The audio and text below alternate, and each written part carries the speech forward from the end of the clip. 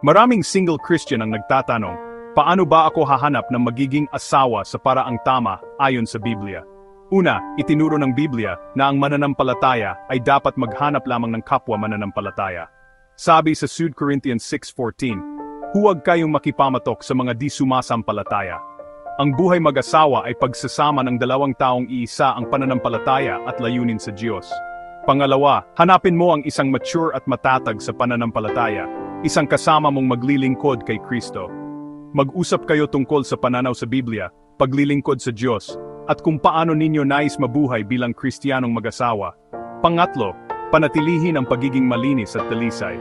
Paalala ng Hebrews 13, ang pag-aasawa ay dapat na parangalan, at ang kama ay di dapat dungisan. Iwasan ang pakikiapid at manatiling tapat sa Diyos habang naghihintay.